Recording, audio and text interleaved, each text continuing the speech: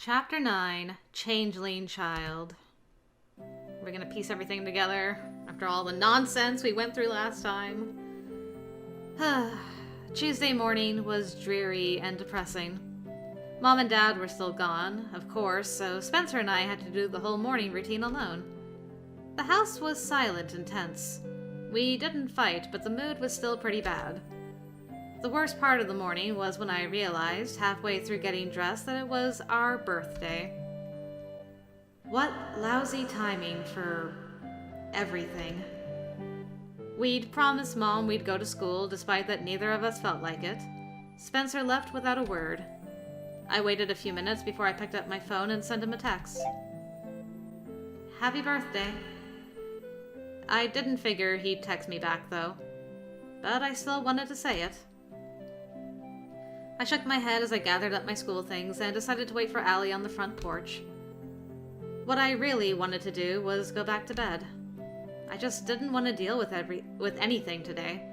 Not only was I still trying to work out what happened to me on Sunday, but now there was also Grandpa to worry about. Also, apparently I lost my boyfriend. And, of course, the oh-so-well-timed Danny issue. I was still pretty sore about him picking the worst possible moment to decide he should nobly tell me to stay away from him for my own well-being. Guys are dumb. All of them. Fairies are dumb. Everything is dumb right now. I feel ya, girl. Allie drove up, and I hopped off the porch heading for her car. I'd texted her yesterday about Grandpa, so of course when I got in the car she looked worried. How is he? Have you heard anything? Mom texted that he's stable, but they're still concerned he may have another stroke. Right now it's a waiting game, I guess. So they won't be home tonight? Probably not for a few days. The drive is too long to make every day, so they'd rather just stay there for now. Makes sense. How are you and Spencer holding up? I shrugged, unsure how to answer that. Okay, I guess. We haven't really spoken to each other. I never know what he's thinking anyway. Want me to text and yell at him? Has it ever done any good for you to yell at him? Yeah, I guess not. We rode in silence for a few minutes, and I stared outside at the passing trees. They slid by as a blur. I sighed softly. About what happened at the murder? I gave her a sharp look. How did you know I went there? I hadn't really had time to tell anyone about that. Danny had driven me home even after our argument on the sidewalk, but I hadn't felt much like telling him what Merle and Corvin had told me. As it was, no one knew about that conversation. Well, Corvin just sent me a text that you'd been by.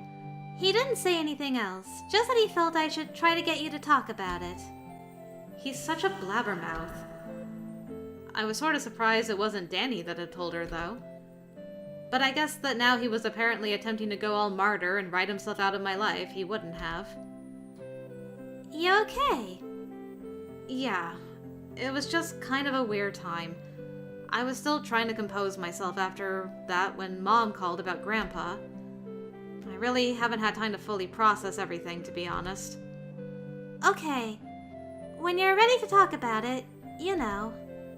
Oh, we'll talk.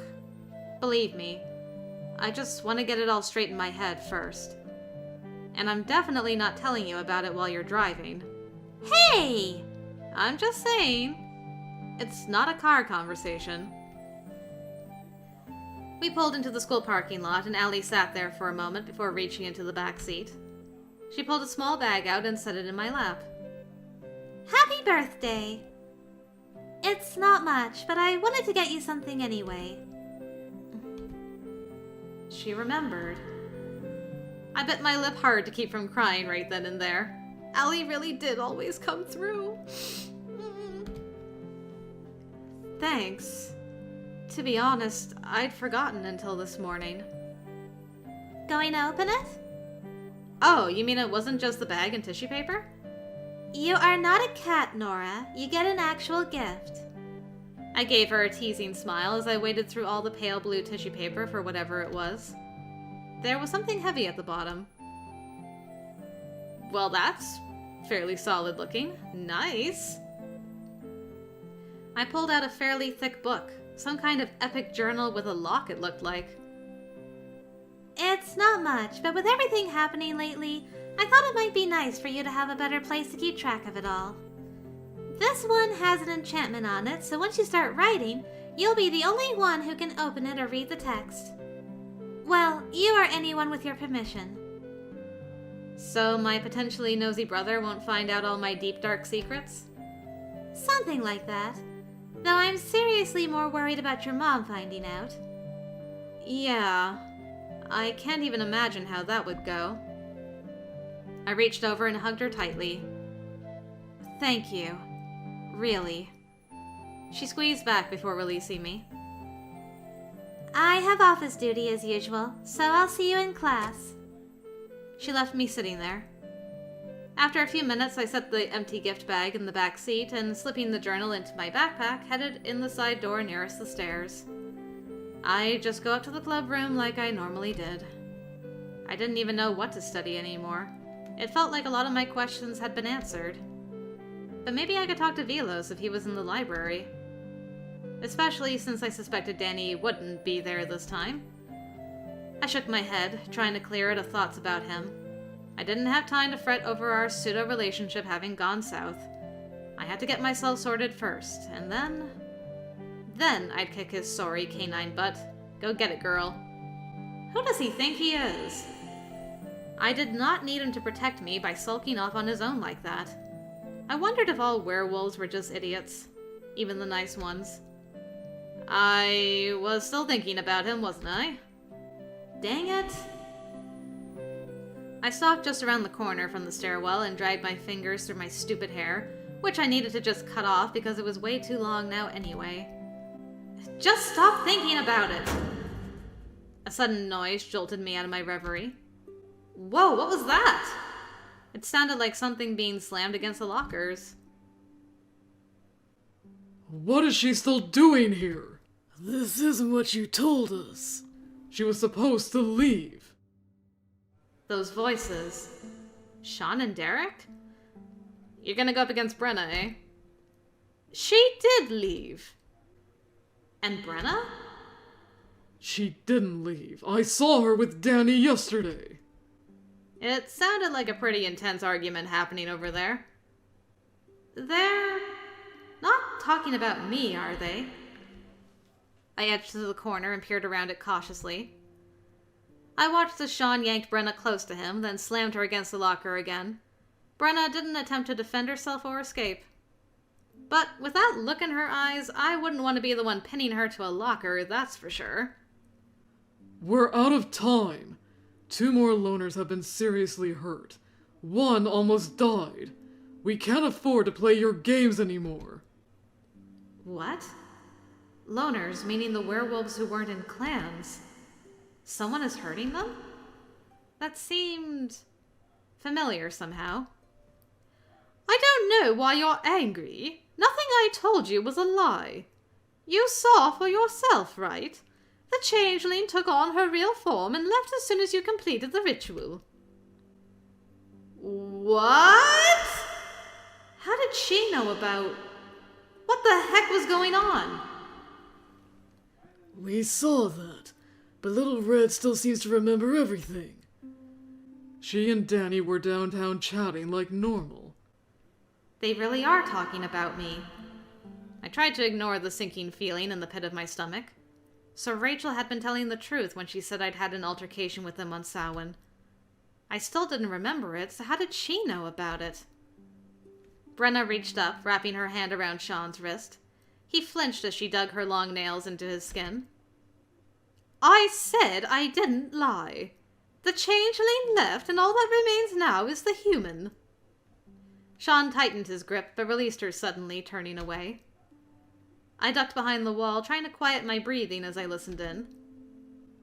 She wasn't supposed to have any memories. That white-haired bitch said you'd lied to us. I cautiously looked around the corner again. As I said, I didn't lie. I never told you she wouldn't have any memories. You came to that conclusion on your own. What the hell are we supposed to do now? With her gone, all we'd have had left to deal with is that idiot vampire. As it is now, nothing's changed. That isn't really my concern, is it? I don't need you anymore. Are you saying you used us? And there go the eyes. You get a gold star, puppy. Oh, shoot. Sean slammed his fist into the lockers. I really thought he was going to hit her just then. He stormed away. Derek followed, leaving Brenna in the hall alone. She sighed and looked straight at me. I froze. Well, you heard all that, so hopefully it saves me having to deal with a third interrogation. She knew I was here all along. I edged out from around the corner. Don't you think you owe me a full explanation? No. Typical Brenna answer. You told them how to send the changeling back, didn't you? I did.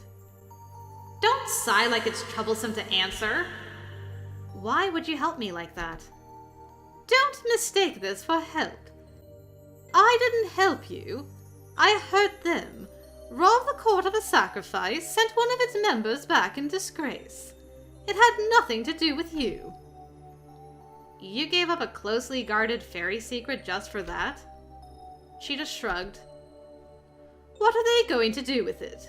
Besides, I doubt they'll be around long enough to be a problem anyway. How can you say that? She just shrugged and started away. Wait! The court you mentioned. Yes, the unseelie. Indeed. Yes, yes. Where is that? No. No. I think it's this one. Many fae are solitary creatures that sort of lurk about doing their own thing. But there are fairies that group together and form massive courts. In some lore, the fairy courts are only loosely organized groups. In others, they are highly organized courts similar to the old royal courts of human society. Two well-known courts are the seelie and unseelie. Unseelies are thought of as being evil, and seelies are thought of as being good. In the end, it seems like all fairies fall into more of a gray area when it comes to morality, though. Okay. Do you mean the unseelie court? Brenna smirked at me and started down the hall, clearly not intending to answer. But she stopped again and looked back over her shoulder. A word of warning. They returned you because they had to. It doesn't mean they've forgotten about you. From their perspective, you were one of them all along anyway. If I were you, I would avoid sticking my nose too far into Fae matters again so they don't decide they want you back. I had no idea what the heck that was supposed to mean. One more question. You said you didn't want a third interrogation. Who else talked to you today? Your werewolf boyfriend. Looks like someone knows what happened and has been spreading it around. I wouldn't be surprised if he's looking for Sean and Derek right about now. So Rachel and Liam must have told Danny outside the murder, which is why he fell on his martyr sword. It's like, I don't want you being involved with me, but also, I'm gonna go kill those two. Great, I gotta go stop my ex-pseudo-boyfriend from murdering two guys who wanted to get rid of me. Because he'll hate himself for it forever. Ugh. Great, let's do it, Nora. And with that cryptic remark, she was gone. I didn't think I would have gotten any more answers from her, even if I tried to make her stay, so I let her go. I stood there chewing my lip for a minute. So there was another piece to the puzzle. The event that triggered my return was whatever Sean and Derek had done to me. Brenna mentioned a ritual, something she'd apparently told them how to do. And someone else knew about it too because they told Danny. The only person I could think of was Rachel. Which begged the question how she knew about it. I feel Rachel's playing like 4D chess. Like, she probably put Sean and Derek up to it, promising that she would consider letting them into the clan if they got rid of her, because ultimately she wants Danny on her side. There go, stuff and things. So it's really Rachel's fault. And Brenna didn't care about any of that. She just wanted to cause issues for the Unseelie court. That in and of itself was a mystery. Why go to all that trouble? Fairies were so freaking confusing. Kaya lived with them for who knows how long, and they kept the changeling thing secret from her. Brenna turned it over to Sean and Derek practically on a whim. I mean, she could have just told me. Then again, would the changeling inside me even have let me get away with using some ritual to get rid of her? Ugh. I don't know. It almost felt like worrying about it was a moot point now. It was over and done with already. I turned toward the club room, mulling it over, but stopped when I heard shouting down the hallway. Several kids at the end were running toward the cafeteria. I thought I heard someone shout the word fight. Well, it's hero time. Oh no. I started running that way. Please don't be Danny. Please. I burst into the cafeteria in a panic. My heart dropped to the floor when I saw that Danny had Sean pinned to one of the columns. Great. No! You started the rumors about me and got me to quit the team. You attacked Nora in the woods. It was you this whole time. This is how you get me to join you? There was a crowd of kids gathered around them. They started whispering quietly at Danny's accusation. It had to sound strange to outsiders. Well, some memories may need to be tampered with. Just asking you wasn't working. How about you just take no for an answer? You think that woman is telling you this because she wants to help you? They just want to turn you against us. Well, it's working! What do you even want with me? We need you. You don't understand. You're some kind of golden boy everyone loves. You don't get what it's like to be just strays like us. They're talking about that here? I quickly scanned for a teacher. No one was in sight. I can't let them fight here. What do I do? I got kicked out of my family because I'm like this. Derek was exiled just for associating with me. People want me dead, Danny.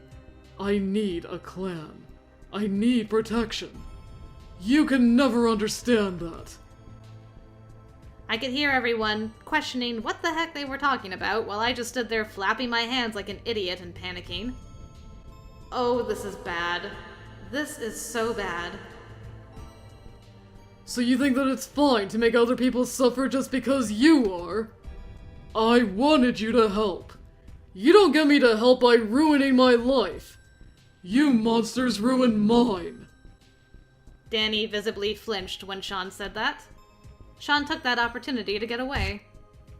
He grabbed Danny's arm, twisted their bodies around, and in one movement shoved Danny hard against the pillar. I have to stop this!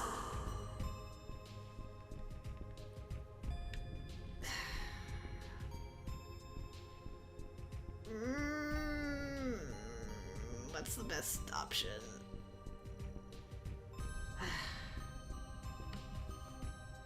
Do I have time? I don't think I'll have time. I think things will get really out of hand before I can find somebody. Ugh, barf. Alright, let's go, Nora. I really didn't think it was smart to jump into a fight between werewolves, but I couldn't afford to go get help. This had to stop now. Danny!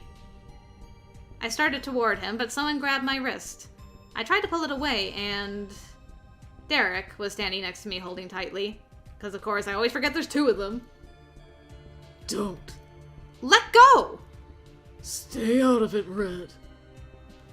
He didn't want me to stop the fight, because if Danny did something stupid, it would play right into their hands, wouldn't it? I scowled at him and swung my book bag at his head with every ounce of force I could muster. He must have been too distracted to see it coming, because it made solid contact. Unfortunately, it wasn't enough to get him to let go.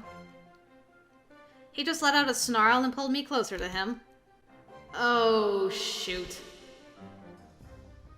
I recommend letting her go. I just about passed out in relief when the familiar voice spoke and a pale hand closed over Derek's shoulder. Elliot! Yay! I knew it was gonna be you. He gave me his usual dorky smile, and then he punched Derek right in the face! Woo! Go, Elliot! I was pretty sure my eyes about popped out of my head. Especially when Derek sort of crumpled under the blow. Dang, he is strong. Elliot is that strong? He cracked his knuckles and sort of puffed up, so I'm not sure he was actually expecting that. We have to stop Danny. I got this. He threw himself into the fray right as Danny and Sean started throwing punches. Elliot didn't even hesitate. He rushed straight in and grabbed Danny's arm. Danny! Don't do it! Uh-oh. He's going feral! Danny whipped his head around, and my heart sank in dismay when I saw his face. It had transformed further than it had on the street the other day. A collective gasp went up from the crowd. Well, this is bad. Even Elliot paused when Danny snarled at him. Come on, man. Don't do this. Oh, he's got sideburns even, oh no. Danny suddenly shoved Elliot away. Elliot was actually airborne for several seconds before slamming into one of the tables and slumping to the floor. Everyone was dead silent. Hey, Velos, thank goodness. What is going on in here? I was so relieved to see Velos standing at the door. He surveyed the scene with a dark frown. Danny stared at what he'd done, a horrified look washing over his face as if he had just realized what happened. Before anyone could say anything, he fled the cafeteria, pushing past Velos. Elliot was already picking himself up, and he looked okay, so I elected to go after Danny. I met Velos's eyes as I passed him, and he just nodded slightly. I took that as approval and broke into a sprint, hoping I could catch Danny. I had no idea where he might be headed. I saw him quite a bit further down the hallway than I expected and tried to pick up the pace. He quickly outdistanced me, but it looked like he might be headed for the club room. Damn it. Why does he run so stupidly fast? Because he's a werewolf. As I ran up the stairs, I craned my neck upward, trying to see if I could catch sight of him, but if he'd come this way, he'd already reached the top. I wished my legs were long enough to take the stairs two at a time, but unfortunately that was just not going to happen without falling and breaking my neck. Danny wasn't in the club when I arrived, but that didn't mean anything. He could have gone to the library or anywhere else the club might attach to. On a hunch, I tried out a knock I'd only heard used once and that I really hoped I'd done correctly. Seconds later, I was opening the door to the courtyard where we'd recently had lunch. To my great relief, Danny was seated on a stone bench on the far side. His back was to me and his head was buried in his hands.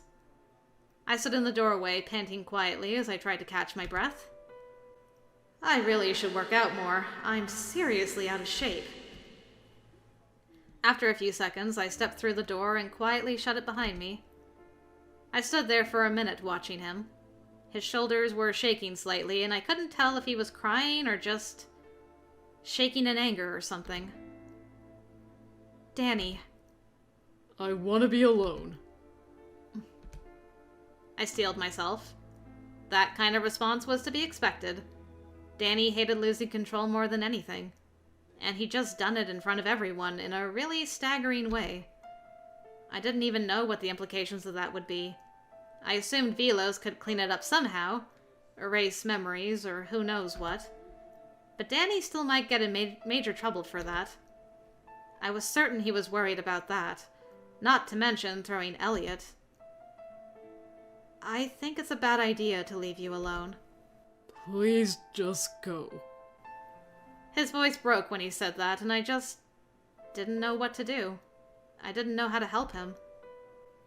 Maybe someone else would be better comfort than me. Maybe Elliot.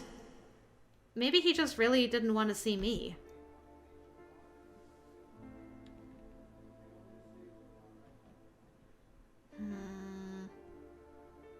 He's not in a reasoning mood. I don't want to leave him alone, so I guess I'm gonna have to go the middle option. Which means I need my mouse.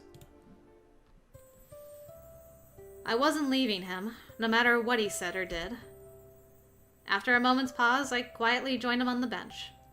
He didn't say anything else. I wrapped my arms around him without a word. Aww. Danny let out a long, shuddering sigh. He didn't make any movements like he was going to push me away, so I just held him tighter. He leaned into me. Aw, he's crying! No, my boy! This time I could tell instantly that his shoulders were shaking because he was crying. Oh, man. I did not know how to comfort upset people. Big mood. I just slowly stroked his back. I'm sorry. I'm sorry. You don't have any reason to apologize to me. They went after you because of me. I was so stupid. I should have realized. Hey, I don't know what you heard, but you know those two did me a favor, right? He pulled away, looking down with surprise. What? Well, it's sort of really complicated, but I'm a lot better off right now than I was 2 days ago. And even though I don't think they were intending to do me any favors, they did. So it's kind of turned out for the best. The truth is, I feel bad that you got angry on my behalf. You have every right to be angry on your own behalf, but... He covered his eyes with his hand. I shouldn't have. I'm so stupid. I completely lost it. Everyone gets mad sometimes. Not everyone is like me. Did you see me? Everyone saw me. I couldn't deny that. Excuse me. I only assumed Velos and the other teachers would do something to rectify that, but... I hate feeling so angry all the time. I think it's normal to be angry when you find out something like what you learned today. But I can't afford to get angry like that. Look what happened. I scared everyone. I hurt Mozzie. I left a mess for Velos and the others to clean up. I screwed up. And you had to see me like that again. Hey, it doesn't bother me. And Elliot was getting up when I left. I don't think he's hurt. He's got all that superior vampire strength and all. It bothers me. I don't like you seeing me that way. Looking like some sort of monster. You're not a monster. You're literally the kindest person I know. I knew right from the start that you were an incredible guy. You saw me in there. I saw you get mad. Partially for my sake. Do you think that's going to scare me? If so, you've definitely never seen me mad. I mean, I may not have the teeth and everything, but I'm pretty scary. I leaned against him slightly. Everyone loves you, and they have a good reason. Danny, you're an amazing person. I set my hand on his cheek. He closed his eyes and leaned into it, letting out a long, shuddering breath. You're amazing. Not in spite of being a werewolf. Not because of it either. That's just one small part of who you are. And I like who you are. All of what makes you who you are, even that part of you. It's okay to feel bad that you messed up. But don't be ashamed of who you are, okay? Nora. Before I realized it, he'd enfolded me in a tight hug. I wrapped my arms around his back and hid my face against him. Here I was, saying such sappy things. It was kind of embarrassing, even if it was true. Oh, girl, that was super kind. Very sweet of you. It's time. It's confession time! I'm doing this. Screw the other answers. I really like you, Danny. Not just as a friend, okay? So I don't want you to be sad or angry for my sake. I feel like you've done so much for me and given me so much. There's not a single thing that's happened that I think is your fault, or that I regret. One of the best things that's happened to me was meeting you. You're giving me way too much credit. Nah, I'm really stingy with credit. I only give it where it's earned. He laughed softly and squeezed me tighter. I think I don't deserve such high praise. You really should just stop thinking for a while.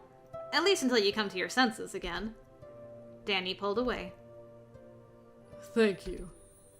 You shouldn't thank me.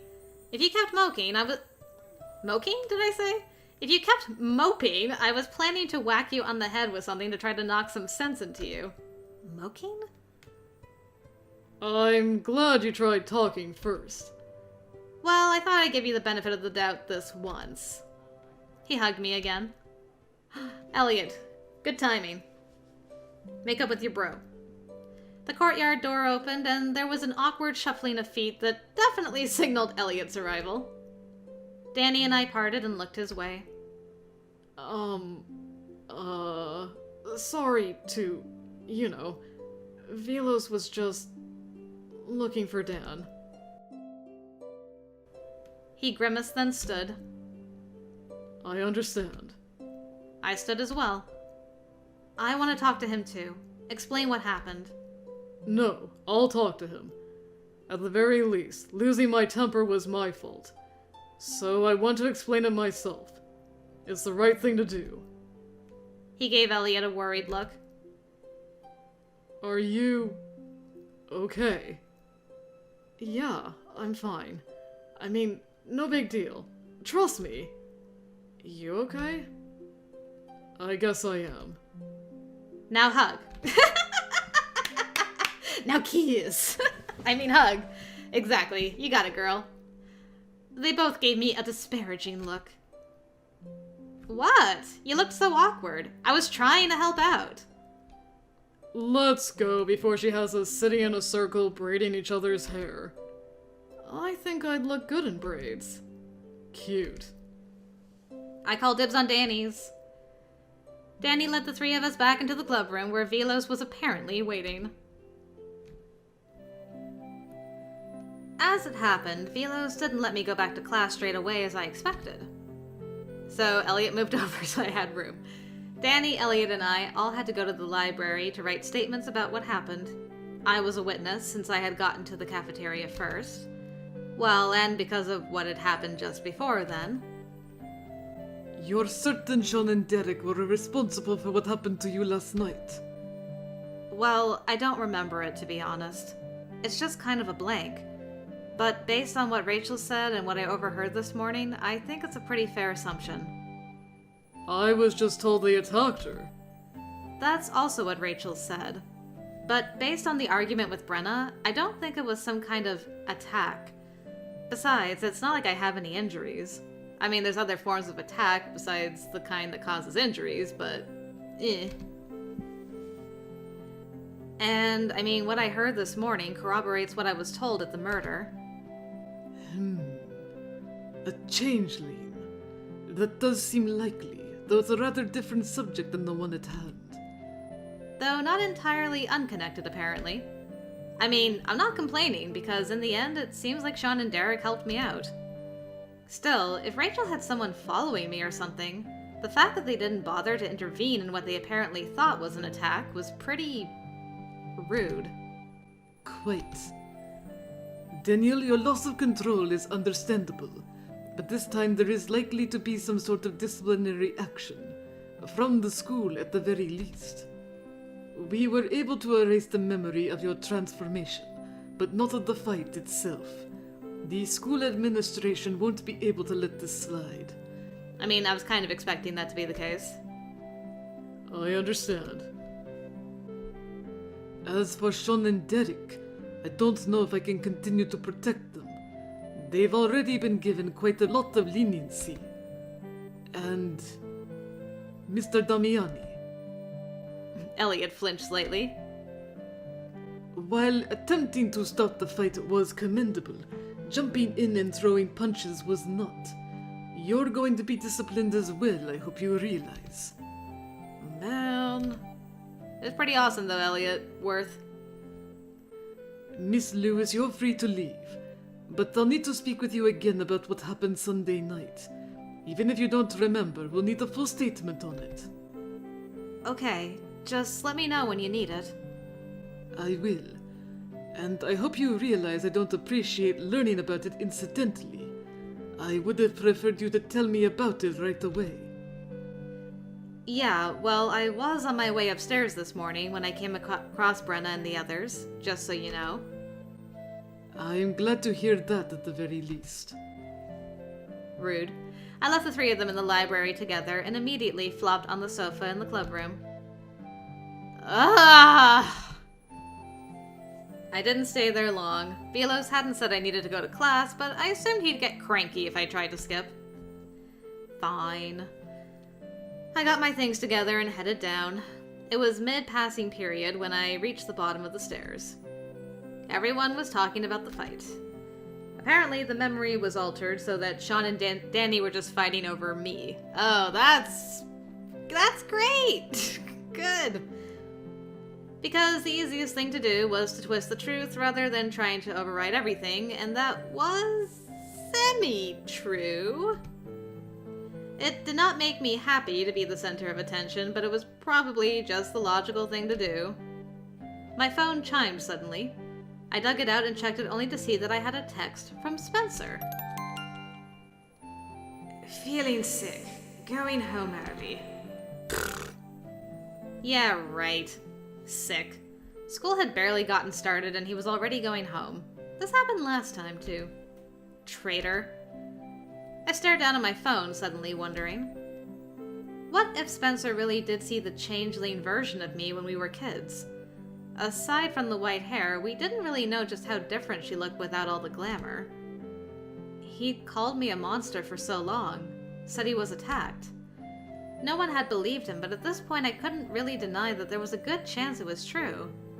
If he'd seen her, maybe she tried to do something to him to keep him quiet. And that's what injured his eye. But now I was me again. The real me. So maybe I could just tell him the truth. If he'd seen her in the past, he might even believe me. Though I didn't know how I'd prove I was me and not her. Even so, I made up my mind then that I was going to tell him everything. The agency could just stuff it. I wasn't Faye, and I wasn't trapped in one of their bodies. Oh boy. Well, good luck, girl. Nice knowing you. I wasn't part of some secretive magical group anymore. This had nothing to do with them and everything to do with family, and he had a right to know. I just had to come up with the right way to do it. But considering Mom and Dad were out of town... As I moved to dump my things in my locker, something fell out and hit the floor with a soft thud. There was a small white box near my feet. Confused, I leaned down to pick it up. There was a tag on the front, and I opened it to see Happy Birthday scrawled neatly on one side. The other side said, From Danny. I set the rest of my things down and opened the box. Oh, that's beautiful. Boy knows how to pick presents. Love. My goodness. Inside, nestled on a bed of black velvet, was a silver pendant with a smooth orange stone that had flecks of darker orange in it. There was a slip of paper behind it with a note. Happy birthday. I wasn't sure if you'd still want this from me or not, but I got it for you a few days ago. The stone is amber. It's been used as a symbol of protection for centuries. Allie helped pick it out, so I hope you like it. Danny. Of course I still want it, you dork. That is so sweet. Also, good call. Taking the best friend with you. He must have left it in there this morning, and probably thought I was still mad at him about totally ditching me. Nora? Allie was just behind me with a worried look on her face. Yeah? She looked at the white box in my hand. So, Danny left it in your locker? Yeah. She held out her hand for the box, and I handed it over. She carefully lifted it out of the box and held it up. It's pretty. Turn around. Hmm? Well, you're going to put it on. Rather, I'm going to put it on you. Alright, thanks, girl. I don't know why you looked so angry about it, but okay. I smiled slightly and turned around, lifting my hair off my neck. She slipped the necklace on and fastened the clasp at the back. There. I turned around and she smiled. It looks good. She pulled me into a hug and pressed her forehead against mine. It'll all work out. Your grandfather, Danny. Don't worry. I'm worried. I am definitely worried. I know. Look, Danny's really strong, but I think in some ways he's been hurting for a really long time. And I think that more than anything, he's worried about dragging people into his problems. Just don't let him isolate himself, okay? I know you're pretty good at being obnoxious, so... Hey! So you shouldn't have a problem kicking his rear and making him open up. I'll do my best. And if Sean and Derek ever do anything to you again, ever, I will personally handle it. Unlike Danny, I won't have to get in a fistfight to make them very, very sorry. You're terrifying. I hope you realize that. Yep. I smiled and gave her a twite squeeze. A twite squeeze. Oh, you're the bestest friend. Thank you. I heard Spencer's gift out today. You should totally get them to let you go home at lunch. I wish. I feel like I've been skipping class way too much these days. Mom's going to kill me if my grades slip. Come on, I'll walk you to class. Thanks. The two of us walked to class together, and Ellie was, as always, excellent at getting my mind off things. But I was definitely still fretting about Danny through class. I didn't know if he'd been sent home or not, but I made a mental note to call him as soon as school let out to check on him.